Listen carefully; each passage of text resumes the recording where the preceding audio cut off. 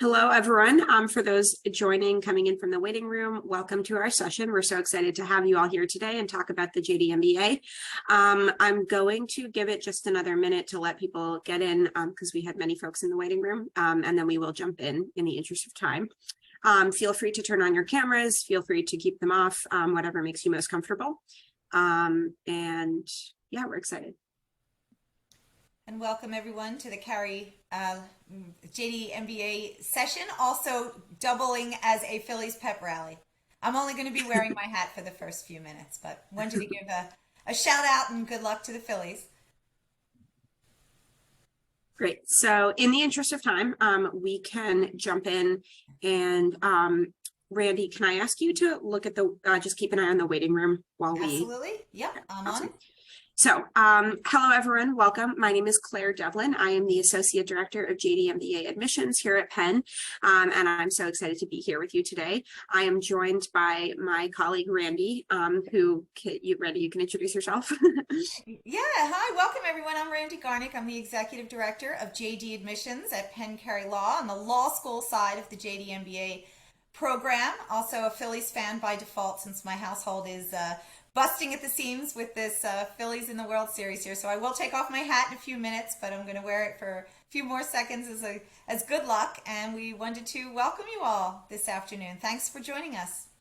And I'm also joined by Courtney, and I'll let her introduce herself as well. Hi, everybody. My name's Courtney. I'm a third year in the JD MBA program, so wrapping up my last year. I'm in the 3-year program. And yeah, originally from California and currently serving as the president of the JD MBA Student Association. So really excited to be here and answer your questions. Great. So I'm going to share my screen in a minute.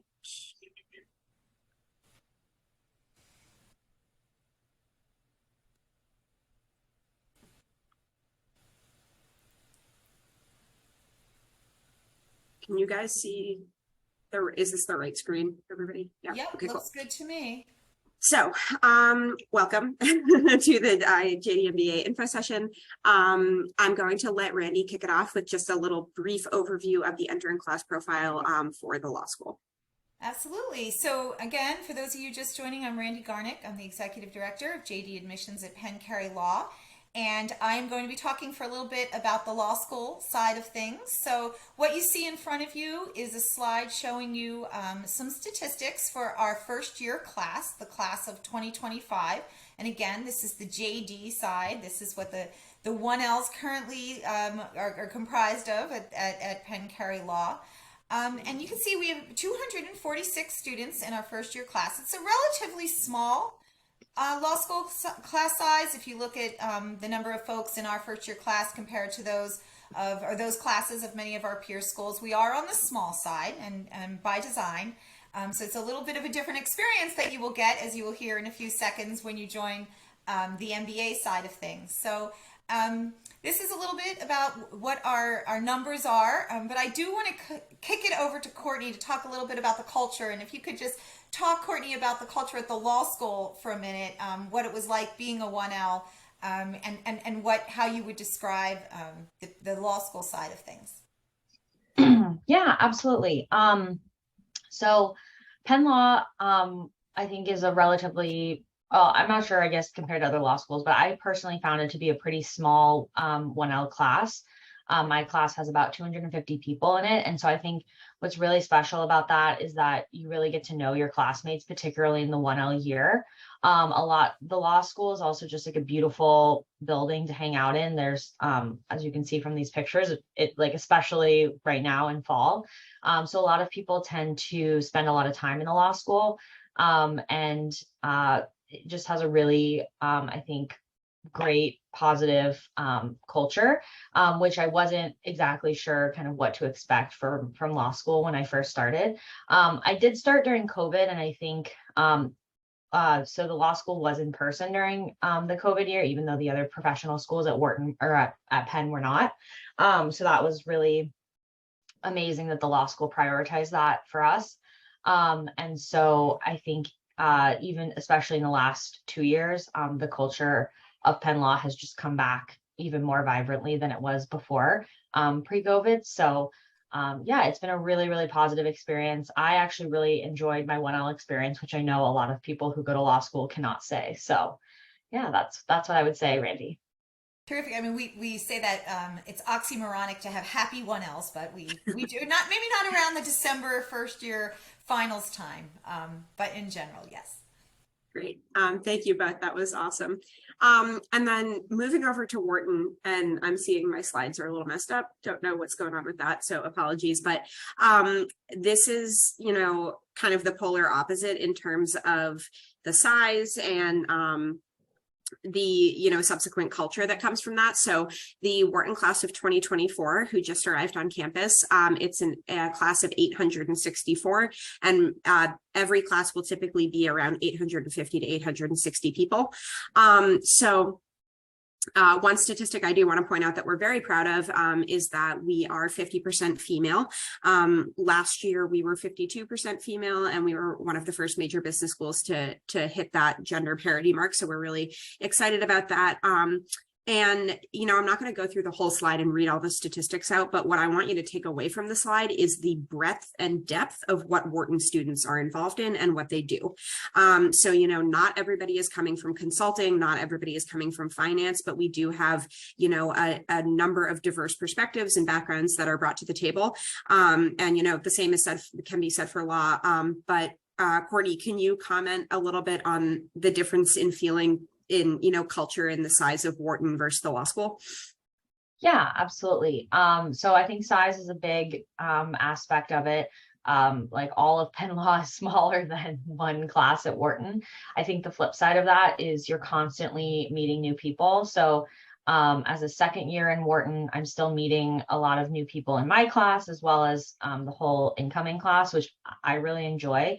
I think you can strike a really great balance between finding a core group. I think a lot of the club culture at Wharton is very strong. I think much stronger than maybe some other business schools, and I think a little just like more than law school. So I definitely always recommend to people that they kind of pick a couple of clubs and really invest their time there. I have been very actively involved in the PEVC club actually for 3 years. I joined the Wharton PEVC club when I was a first year in the law school. And that has been kind of how I found a really great community at Wharton. But I think you can always strike a balance between kind of having that smaller group and then always tapping into the breadth of resources and people that there are at Wharton. Awesome. Thanks, Courtney.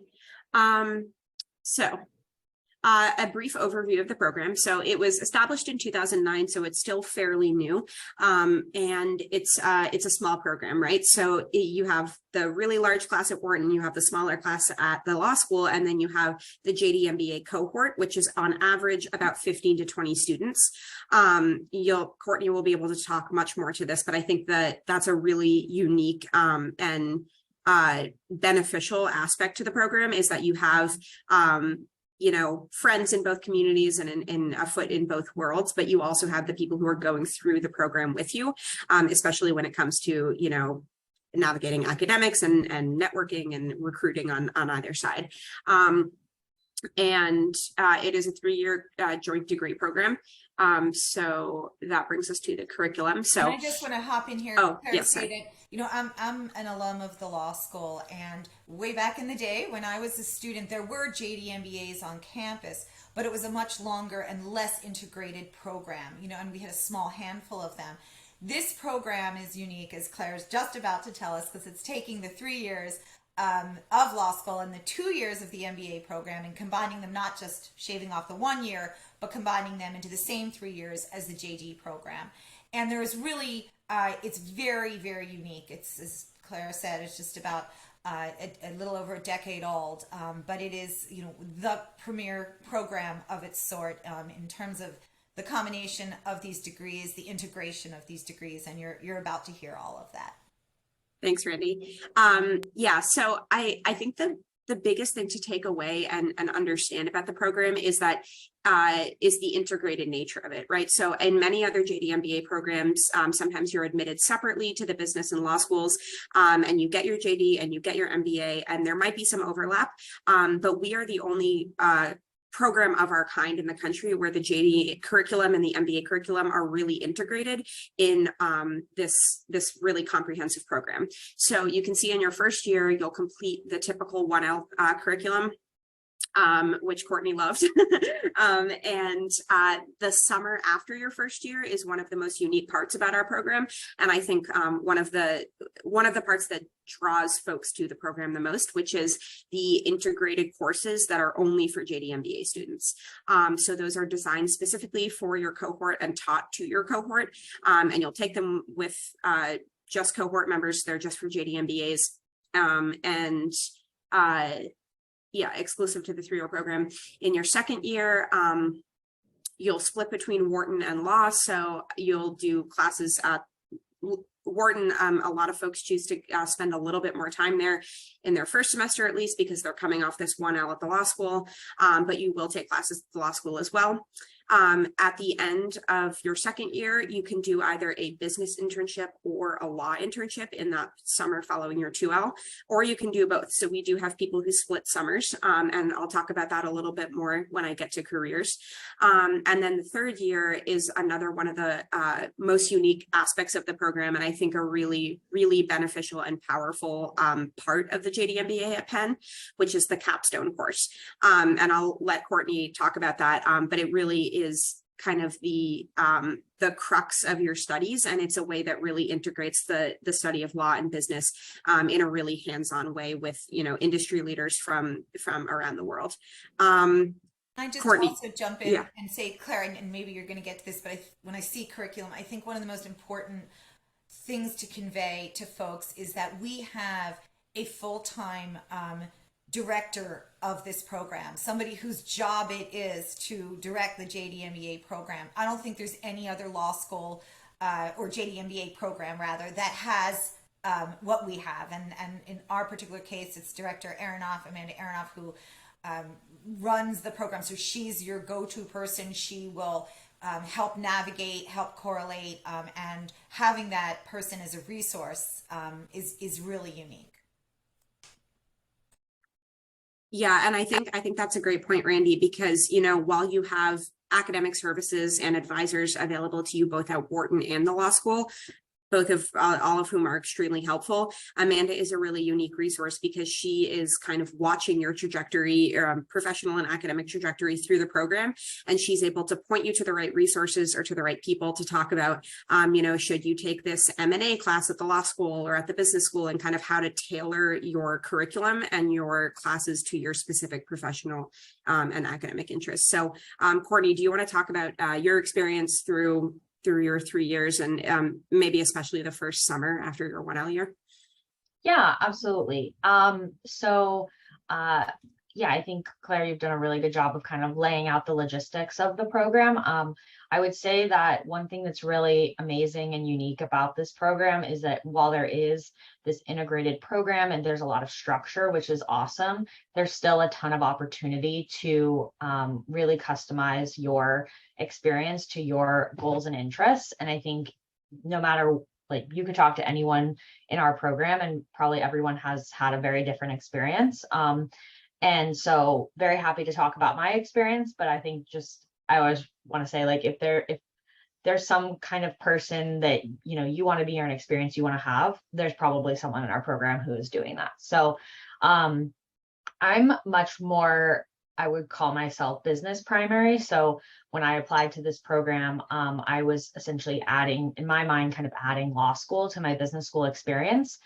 So I really used 1L to kind of figure out what I wanted to get out of law school, in addition to the core 1L experience, as well as the degree. And so I'm really interested in technology and innovation. So I spent a lot of time in my elective coursework, as well as just kind of the community that I've built at the law school, focusing on technology related courses. One thing that is unique about 1L at Penn Law compared to other law schools is that you do get to take electives. So some schools, the 1L curriculum, I think, is entirely kind of fixed. Whereas for us in the spring, you're able to pick 2 electives. So I really enjoyed that. And then in the summer, as Claire mentioned, we take classes with just the JD MBA cohort, so just our graduating class. And that I think is a really special foundational time for the program. There's a lot of JD MBAs that come in to the program, like, you know, you're already admitted to the JD MBA when you start law school. And then we add some people throughout the year who apply from the law school and get into Wharton. That may be some of you. And so the summer is really that time where we have the full class that's going to do the 3 years together. And we spend a lot of time in class, but also together, kind of doing just fun social things over the summer. So one of the professors, Michael Knoll, who teaches the class, he always invites the JD MBAs over to his house for a barbecue. I developed a really close relationship with him, and also took a class from his wife in my second year. And I'm having dinner with the two of them on Monday. So like, that's kind of the relationship you build with faculty over the summer. And then over the summer, we have kind of 2 like semesters. They're not obviously full semesters. I think they're like 4 weeks, 5 weeks, but in between that we have a break. And so we planned a group trip to Puerto Rico and traveled together, which I think a lot of people talk about in business school. Like that's how a lot of people bond and like to spend time with their classmates. And so that was a really amazing opportunity. And then I did not do law recruiting, but a lot of my classmates did. So towards the latter half of the summer, we were all doing law recruiting or preparing for law recruiting. And I think being in school rather than being an internship and kind of preparing for that is kind of a unique advantage. And then a lot of we were all kind of able to support each other through that. So that was really positive. Starting Wharton, I think that was kind of for me where more of my career kind of oriented part of the story kind of kicked off. As I said, I've been very actively involved in the private equity club at Wharton, and ultimately recruited and was successful in getting an investing role this summer. I previously was in consulting, and so I spent a lot of my second year really kind of immersing myself in the private equity industry and learning the skill set to get that internship. And so that was and then also just kind of like building, kind of like you have your first year a second time. Like you had your first year in law school, now you have your first year in Wharton. So it's kind of like starting over again, but you're doing that with your cohort. And so it's really, really awesome to start Wharton, but still already have friends going in and have people to kind of support you, as well as have really close relationships with some of the older students. So some of my closest friends are folks that were a year ahead of me or a year below me in the JD MBA program. So we really are a tight-knit community across classes. And then this third year has, we just finished our first quarter. So kind of working towards wrapping up the end of the semester. And this has already felt like just a really awesome kind of way to finish out this 3-year program. We just did the first of the 3-part capstone series. And if folks are interested, I'm happy to talk more about that. That was we did travel together to San Francisco. So only the 3-year JD MBAs, or not 3-year, but the people in their final year of the JD MBA program. So both 3-year and 4-year. We all traveled to San Francisco together for a weekend and did this course. And again, that was just a great way to kind of bring us all back together, have time to spend together, as well as take this class that was really designed for the JD MBAs. And so that's kind of like very high level my experience. I think the JD MBA program is a really great mix of, academic rigor, really great career opportunities, and really great people. And I feel like I've tried to kind of invest in all 3 of those areas and feel really satisfied with the experience I've had thus far. Great. Thank you so much, Courtney. That was awesome. And something you said, I just wanted to comment on, getting to know professors and faculty over the summer. I think that's a really unique part of the program. Penn Law is small and you'll get to know faculty members, and Wharton is much bigger, but you can still get to know faculty members well. But you're going to be learning from and kind of networking and developing relationships with some of the premier scholars in their field, faculty who are coming together to teach these courses. So that is a hugely advantageous networking component to the program, but you also just get to, I think it enriches your experience a lot more, and it's a kind of quick path to, getting to know faculty on a personal level as well. So switching gears a little bit into student life. So as we've mentioned, the program is very integrated. It's all on one campus. So Wharton and the law school are both located on Penn's campus. It's not like Wharton is in another neighborhood or, or across the city. The schools are about a 5 to 10 minute walk from each other. I, have an office in Wharton. I work in the law school as well. And I go back and forth between the two a few times. Sorry. Okay, cool. I go back and forth a few times a day, probably every day. And I think that is another, component to the program that really does bring everything together, because you can be on one campus and another campus, in a matter of minutes. There are over 200 clubs and organizations between Wharton and the law school. They range from professional and academic, like Courtney mentioned, she was in the PEVC club. There is the wine club at Wharton. There is the coffee club. There is, all the law journals, law review at the law school, boxing club, athletic clubs, affinity groups. So there's really something for any interest and any hobby to get involved in on either side. And there's also the JD MBA Student Association, which does support specifically JD MBA students.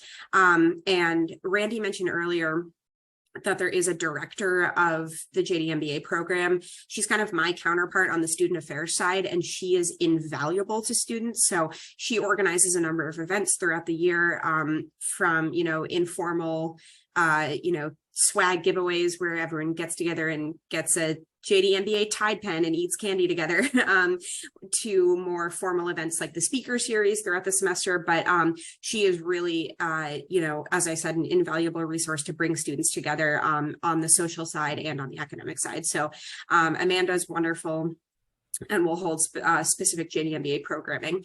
And Courtney, you referenced it a little bit earlier, but can you talk a little bit about your experience kind of navigating both campuses and both schools within this program?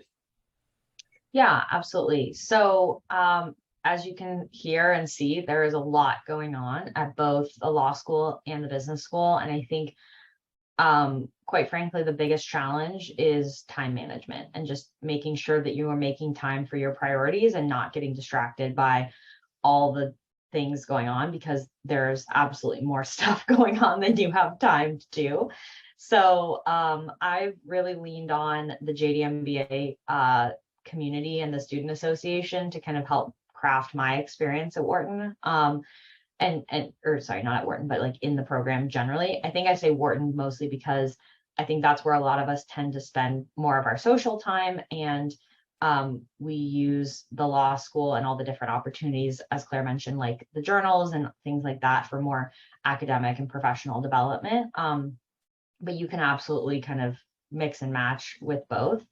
I have really, kind of like I shared, have really tried to strike a balance between taking advantage of really unique academic opportunities, really focusing on building a good community and having great social experiences, and then professional development. And I think what's great about having 3 years is it's really hard to do all three of those things all the time. So you can kind of use different years in different ways. And that's kind of something I was kind of thoughtful about as I started the program. 1L is definitely more of an academic experience. Like the 1L curriculum is really designed to really take up most of your time, and really kind of shepherd you into like the legal academic life. So I really tried to just immerse myself in that. Started to get a little bit involved at Wharton just to kind of be prepared to start and take advantage of being in campus a year early. But my first year was really just immersing myself in the law school and all the amazing academic experiences. As I shared, second year was more focused on professional development and also building kind of the foundations at Wharton. And so spent a lot of time going to networking sessions and training sessions, taking a lot of different classes focused on, like, more specifically to help me prepare for my internship. a few highlights from last year in terms of clubs and fun experiences. I think a couple of my highlights I already talked about our JD MBA Puerto Rico trip. That was definitely a highlight. Wharton has a ski trip every year where I think it's like 800 or 900 people go to a ski resort, usually in Colorado for the weekend. And the JD MBAs, we all got a house together for that. And that was the most fun. I love skiing, but I have never been on a ski trip where we're literally taking over the entire resort and you're just like seeing everyone everywhere. So that was super, super fun. In terms of trying to make the school feel a little bit smaller, I love to take part in various things that have kind of like a small group aspect. So one of my favorite clubs and one that I'm really involved in at Wharton is the food club. Food club does a lot of different things. They organize like dinners at restaurants that you can buy tickets for. They bring food in for lunch that you can order ahead of time. So you can kind of get different meals at school that are from restaurants around the city. But my favorite aspect of the club is the student chef dinners. And so 2 students organize a dinner, and there's usually a theme. Everyone's always kind of trying to come up with the most unique and innovative ideas to get people to be excited about their dinner. And then you invite anywhere from like 6 to 8 students, and the club pays, like, people subsidize their meals by buying tickets, but then the club pays for all the food. So I've hosted, I think, probably like 5 of those now. Some of the big, and they're always around themes. So my friend who was a JD MBA last year, Genevieve, and I hosted a dinner that was all ottolenghi themed. He's an Israeli chef that we both love. So we spent like a day and a half prepping for this dinner and cooking this dinner, and it was so fun. And we met a lot of great friends doing that. I am going to be hosting a vegetarian ramen night with another friend from Wharton coming up in a few weeks. And I've already had like 6 people come up to me and they're like, oh my God, we couldn't get tickets. We're so excited. Like, if anyone drops out, let us know. So like, these are like very, and then I've gone to other people's dinner. So anyway, too much about food club, but that is one of my absolute favorite clubs at Wharton. But I think that just kind of gives you kind of like a sense of like the social and community life, that you can travel a lot. You can do a lot of stuff in Philly. There's huge club events. There's also a lot of cultural events. Last night I was at a Dia de los Muertos event. So they had people come to this event called Pub, and we're doing face painting. And then we ordered like outfits for this party, and all the like a lot of our Mexican friends like hosted this pregame, and like we were celebrating Dia de los Muertos. Last week was a huge Diwali party. So I feel like you can just also immerse yourself in all the different cultures at Penn Law and Wharton, and have a lot of fun doing it. So I think the fun and the community at this program, or like that's part of this program, should not be understated. But obviously there's also amazing academic and professional opportunities as well. And I just want to jump in here. Courtney, that's really cool. I did not know about those dinners, and I'm hungry right now, so maybe it's not a good time to talk about it, but that sounds fantastic. And I just wanted to jump in when we talk about campus. I just wanted everybody on the call to know who may not be as familiar with the University of Pennsylvania, that all 12 of our graduate schools and all 4 of our undergraduate schools and all of our centers and departments are all on the same campus. So we don't have an East campus and a rural campus and a downtown campus. Everything is right there. We're all within blocks of each other. So, as Courtney and Claire just said, the law school and the Wharton School, or the different parts of the Wharton School, are all within 2 blocks of each other. Penn Medicine is down the street, the Graduate School of Engineering, the Graduate School of Arts and Sciences, the Graduate School of Education, the Fels Institute of Government, the Annenberg School of Communications. We're all right there. And so you probably know that the law school and the business school, Wharton and Penn Carey Law, are 2 very, very well-renowned and top-tier schools, but so are all of our graduate schools, and they're all within walking distance, and we're all in the beautiful campus that comprises the University of Pennsylvania, which is very green and in the heart of the city, and the city that has an undefeated Eagles team and the Phillies in the World Series. Just wanted to get that in. Back to you, Claire. Thanks, Renee. No, that's a great point. And just to kind of piggyback off that, I was actually a student at the Graduate School of Education last year.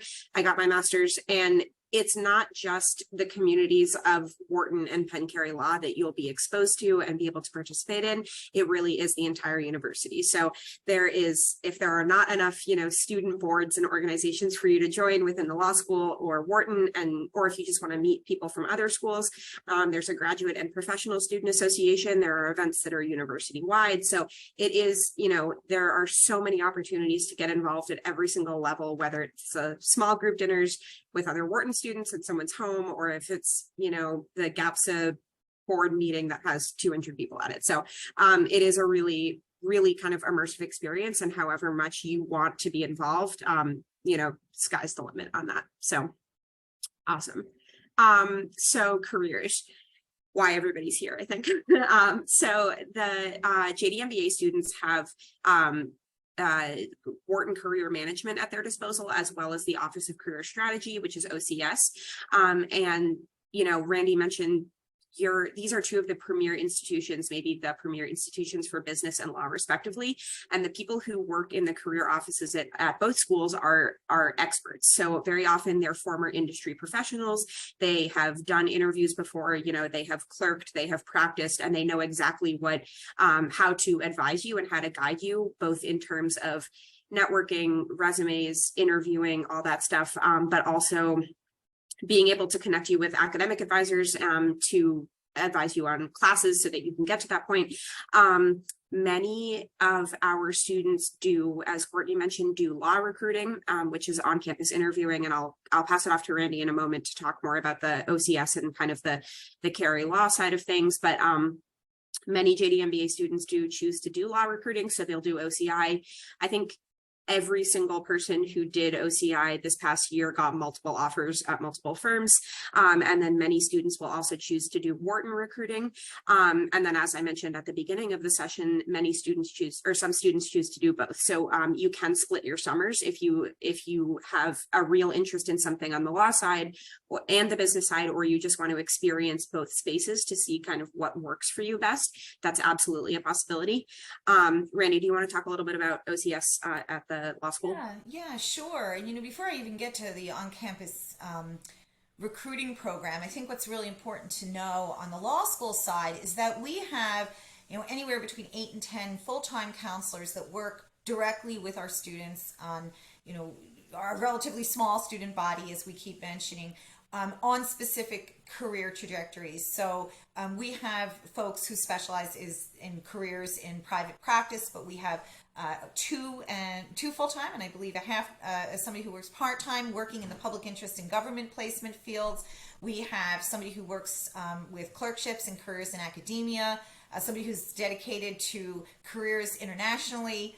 We have somebody who works with our alumni, so it's a lifelong subscription. So when you graduate from Penn Carey Law, even if you're as many years out as I, you can still go back and use their services and resources and get counseling. So I think that counseling piece on the law side is really, really important. We don't assign counselors. You can counselor shop. You may have a different personality and work better with one or two of the counselors. So that's entirely up to you. But we do have a fully robust, as Claire mentioned, on-campus recruiting program. And so we have several hundred firms.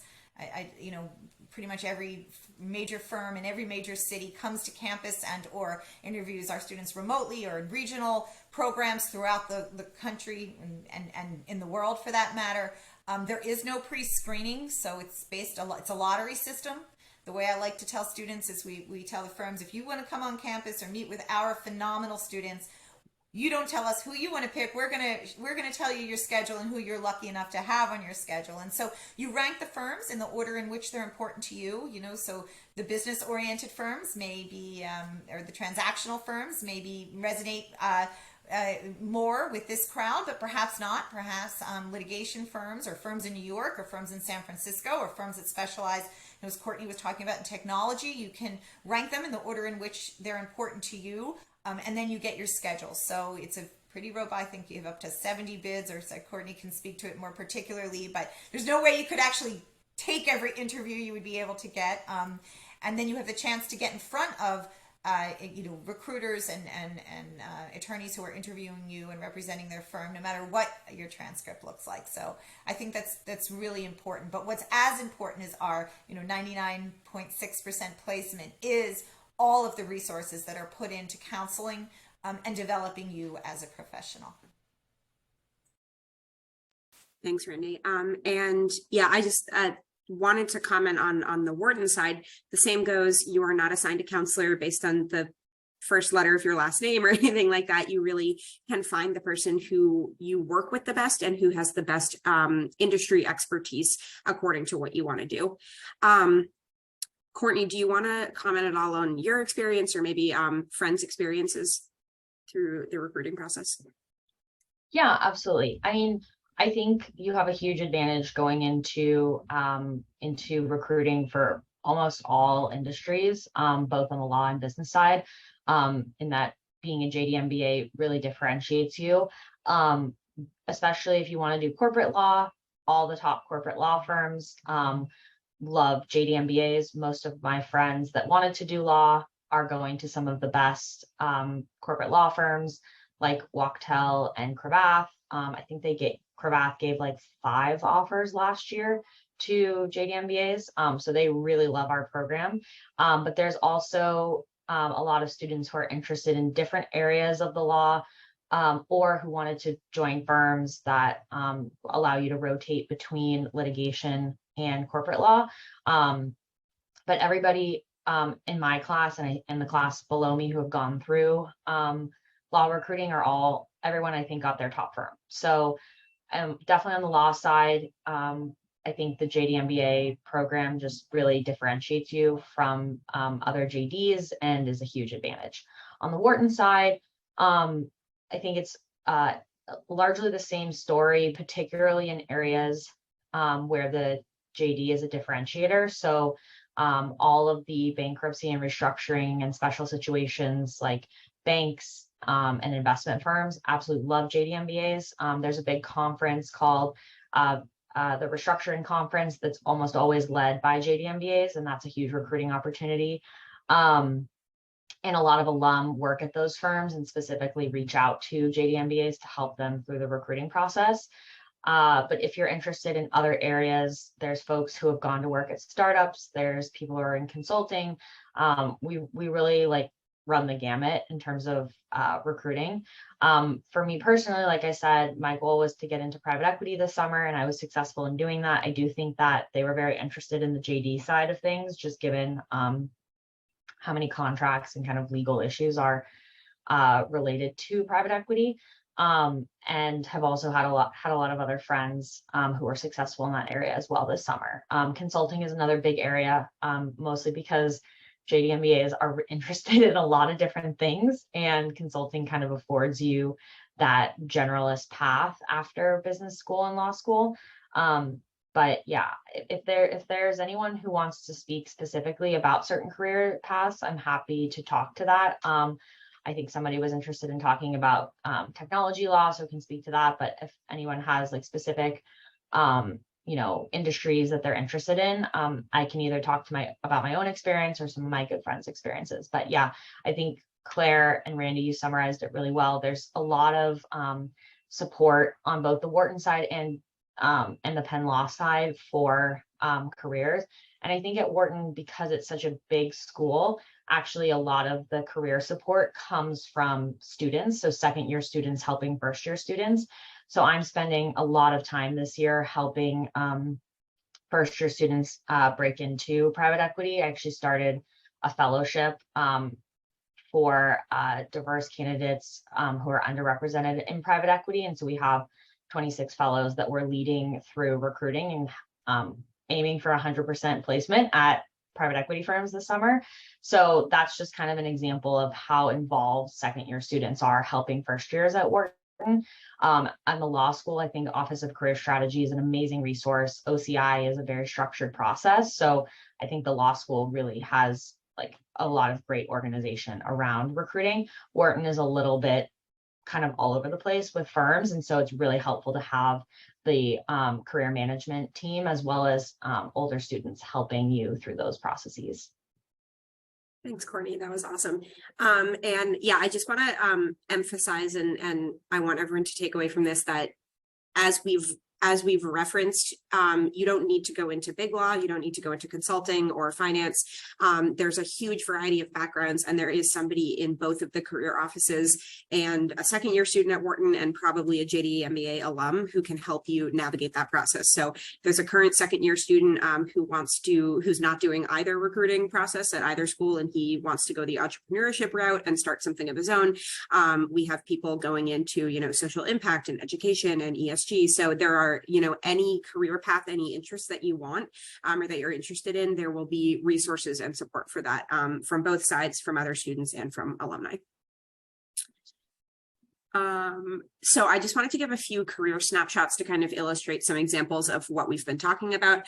So you can see Sonali was at Goldman prior to coming to the program. She spent her summer at Skadden and then ended up at Skadden. Carlos was on the business side before and then went that route during his summer and after the program. And then we have a split summer. So Jake was business before, split his summer between Kirkland and an investing company, and then ended up at Kirkland after graduation. So again, any career path, it's very possible to explore, kind of get your feet wet in a number of different areas, and then choose what works best for you. Hey, Claire, yes. Before you flip, just because Jake's story is super interesting. Oh, so yeah, please. We just saw him in San Francisco 2 weeks ago. And after a year at Kirkland, he actually left, joined a startup as a chief of staff. I think spent about 1.5 years doing that. And now he's at Bain doing private equity consulting. So I think that's just a really good example of kind of a JD MBA who's like flexing really all sides of the degree. He went and got some law experience that helped him join an early stage startup. A lot of people who do join startups are both playing like the COO and CEO and GC role, which is definitely what Jake was doing, as well as some other alum. And then now he's at Bain. So I think I just wanted to add to his story because I thought that was really interesting. Yeah, no, that's incredible. I did not know that. And yeah, example of a JD MBA doing it all. Switching gears a little bit to add kind of some more application stuff. So for those of you who are in the application process right now, the deadline for round 2 is January 4th, 2023. For those of you who are a little bit further out, there are 2 rounds through which JD MBA applicants can apply. So that's round 1 and round 2. All application materials and timelines are run through Wharton. And so you adhere to Wharton's application deadlines. Round 1 is typically early September. This year it was September 7th. Round 2 is typically early January. Like I said, this year is January 4th. So you fill out a single application through Wharton's portal. So there will be a spot to indicate that you're interested in a dual degree and you select JD MBA. And then once Wharton receives your application, we will send it to the law school. And so the law school will have it. There are a few things that you do need to submit separately to Penn Carey Law, official score reports. So you need to arrange to have those sent from GMAC or the educational ETS. Yeah, those need to be official score reports. And then you do need to register with the LSAC's credit assembly service for a CAS report. So that just means resubmitting your transcripts and having your recommenders submit their recommendations again through the CAS. And that's because of kind of regulatory restrictions that the law school is required to collect those things, but you should not fill out the first year JD app. Randy, do you want to jump in at all about any of the law? No, I think you said that perfectly. Just to be clear that for the law only, we accept the GMAT, the GRE, or the LSAT. Any one of those 3 tests will suffice for a law only application. If you've taken multiple exams, if you've taken or 2 or 3 of those, you're welcome to submit those scores if you so choose, but we only require the 1. But for the Wharton side of things, it needs to be either the GRE or the GMAT. So if you've taken the GRE and the GMAT and you're eligible to apply to the business school, you can use that score to apply to law. Yes, perfect. So yeah, only GRE or GMAT are eligible for the for the JD MBA application because that's what Wharton accepts. And it is a single integrated application. So if you cannot be considered for admission to only Wharton or only Penn Carey Law through the application process, and you similarly cannot apply to JD only and JD MBA at the same time. So very kind of comprehensive and integrated application process like the program itself. After you submit your application, you may be invited to interview. You will complete the Wharton team-based discussion, which is the Wharton group interview, and then you will do a JD MBA one-on-one interview as well. So that's it. So I will stop sharing and we can open up the floor to questions. Feel free to just unmute, raise a Zoom hand, raise a real hand, put it in the chat. Wow, we did a fantastic job. Yeah, Joshua, go ahead. Hey, this is Joshua from Austin, Texas. How's everyone? We're Houston fans down here, of course, so sorry. But my question is, in terms of application, like what's the most like off the cuff, unconventional application that you've ever seen and they got accepted, and what did that look like?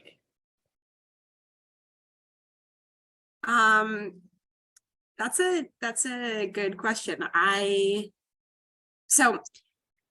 I think the better way to answer that, instead of, I'm trying to think of off the cuff applications I've read, is more so using the application to convey all of the things that you want the admission committee to know about you. And as cliche and horrible advice as this sounds, and as annoying as it is to hear, really just be yourself. We're not looking for you to write about something specific in your essay. We just want to find out about your professional interests, your academic interests, what brought you here, but also your personality. So, that might come through in your tone or in the way you choose to communicate something. I don't know if I advise trying to be off the cuff in your application, but just be yourself and let us know what's important to you. Randy, do you want to? No, I think that's right. And I don't know if you were asking in terms of, the application itself or just backgrounds. And no, I'm just going to declare more of a background. Yeah, more of a background question. That makes more sense. No, and I thought that was such a good point about the application. But in terms of background, I mean, honestly, we've seen it all, right? I've been around a long time. I've read a lot more JD only applications, but we're fortunate. We received, last year we received 6,800 applications to the JD program, and we've seen higher in the year before and around that. And each essay is so different, but folks' backgrounds are everything, even those who are applying direct to law school, right? So folks who are applying to the JD MBA program, the Wharton program, have a lot more experience. We see applications from and we accept students who go direct from, or who are coming direct from undergrad. But the majority of our students have taken off time between undergrad or have worked and have done other things between their undergraduate experience and their the beginning of their law school program. And so, we've seen everything. We've seen teachers, we've seen, management consultants, we've seen folks who, have master's degrees. We've seen, folks who've worked for nonprofits. We have professional ballerinas in our class. We actually, in the building right now, I think a couple in Courtney's class, folks who have done all sorts of things. And some folks, take off time to hike the Pacific Northwest Trail and do all sorts of interesting things to make them an applicant. So really, all different backgrounds, all different majors, all different trajectories to get to our programs. Yeah. Coming from background, that makes more sense as a question. So sorry about that. But yeah, I absolutely agree with Randy. And we're not looking for one specific type of background or professional experience, because if you have, a cohort full of consultants or people coming from finance, that's not going to make for a very kind of diverse classroom experience or educational experience. So you should not be hesitant to apply based on your background or experience. And you should just come and communicate to us why a JD MBA is the right path for you and the right degree. And we welcome all backgrounds. I also just put in the chat an application tips webinar. It is just for the MBA side, but a lot of it can be applicable in terms of your approach to your essays or your resume or anything like that. I do see a few questions in the chat. So the December 9th Ask Admissions webinar, it's much more question and answer focused. And so there's going to be a lot more time for just kind of talking to folks and having your questions answered as opposed to the longer more formal presentation. I also see a question about deferred MBA applicants. So that's a great question. Are you a MOLIS fellow? Okay, if you're a MOLIS fellow, if you gained admission to Wharton through the Deferred Access Program, you can absolutely still apply to the JD MBA, and you would do that the year prior to matriculation at Penn. And I will put the email in the chat. That process is a little bit different for deferred admission folks, but we can chat about that. Claire, I was going to jump in on the clinics question. Oh yeah, please. No, I was going to ask you to do that, so it works out. Absolutely, and I got a direct ping about the intellectual property clinic, but happy to talk about other ones. So Penn Law has a lot of awesome clinics. I think they actually added 2 this year, which is awesome. And there's also just a lot of other kind of co-curricular activities that you can get credit for that all take up quite a bit of time. So as a JD MBA student, it is harder to participate in those things, but with planning, it is absolutely doable. I would say that JD MBA students typically don't do clinics, but I do have friends who did do them. And I personally was kind of contemplating either doing the intellectual property clinic or the entrepreneurship legal clinic. And so I front loaded a lot of my law credits last year, such that I'm actually done with my law degree, but you're not credit constrained at the law school. So you can take as many classes as you want at Penn Law, which is awesome. Whereas at Wharton, you do only have a certain number of credits, but basically the way I structured my kind of academics, I only have to take 2 classes at Wharton next semester. I'm going to take 3.5, but if I wanted to, next semester would be a good time to do a clinic, or alternatively, I could have maybe pushed out some of the law credits or the Wharton credits to this year and done a clinic in my second year. So I didn't personally do them, but there are JD MBAs who have done the entrepreneurship legal clinic and the intellectual property clinic. Another one that's interesting is the legislative clinic, which does involve getting an internship in generally in Washington, D.C., but some people also intern locally. And so that's another thing that you if that's something that's interesting to you, that's just something you want to plan in advance to do so that you kind of move things around so that you have time to do those things. But it's all very doable.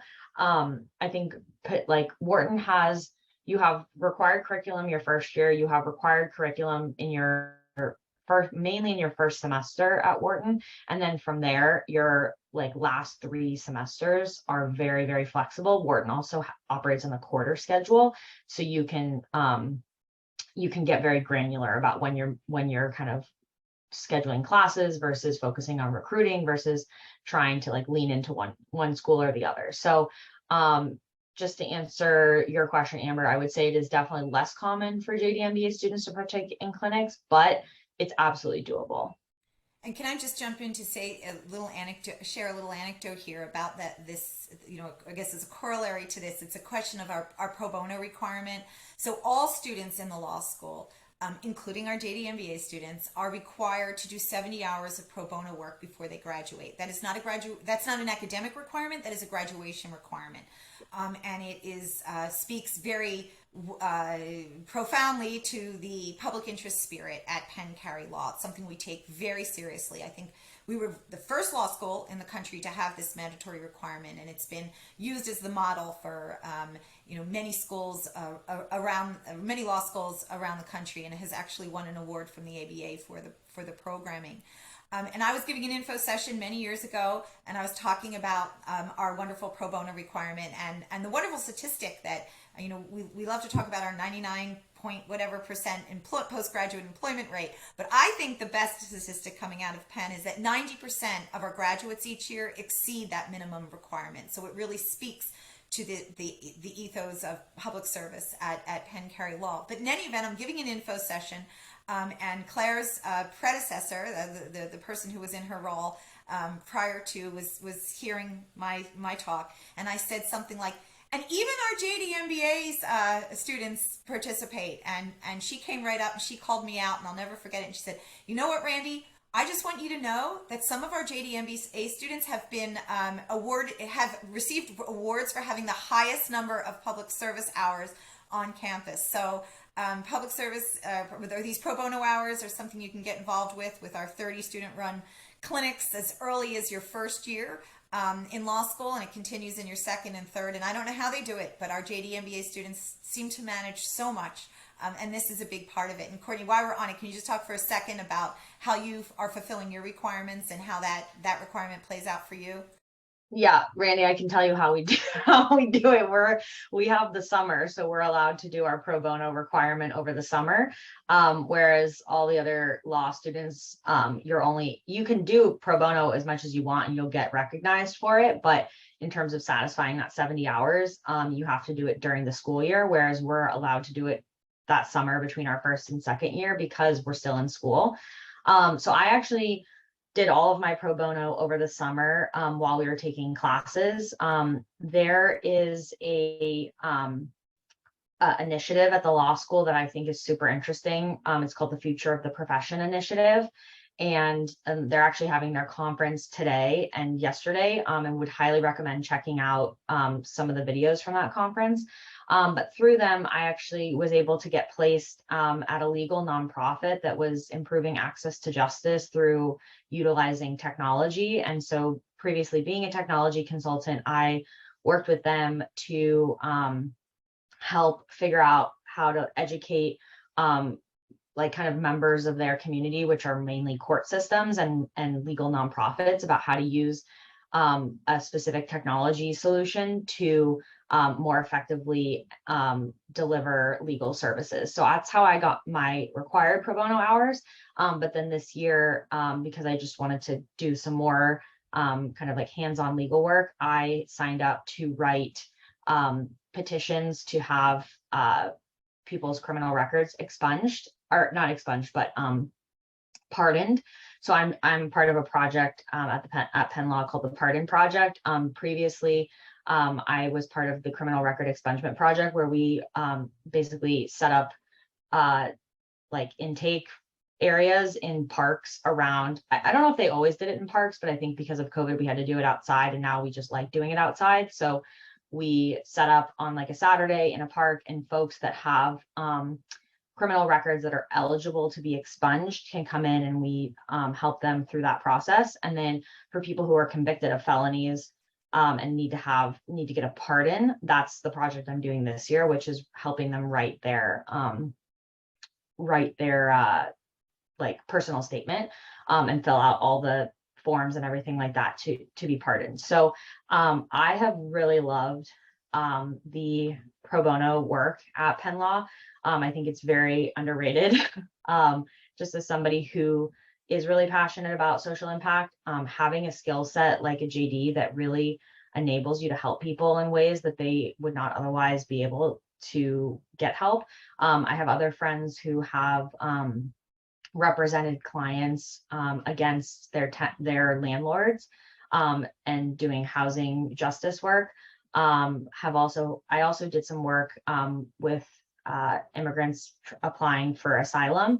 So I think no matter what issues you're passionate about, there is a use for your legal skills, and really having like so many avenues to put that to work while you're in school is incredibly meaningful from my perspective. So I do think that's an underrated part of the Penn Law experience, and it can get kind of lost in terms of priorities with the JD because you have so many things going on at both schools. But I would recommend really making time to do, definitely the minimum pro bono because you have to graduate, but also get further involved because that's been a very impactful part of my experience. Thanks, Courtney. So being mindful of time, we are up right against 4 o'clock. I am putting the JD MBA email address in the chat, so please feel free to reach out with any questions. I hope that this was helpful and you all learned a little something today. Huge thank you to Randy and Courtney, especially Courtney for basically running this whole thing and sharing so much of her experience. But it was wonderful to be with you all here today, and happy Friday. I hope everyone has a good weekend.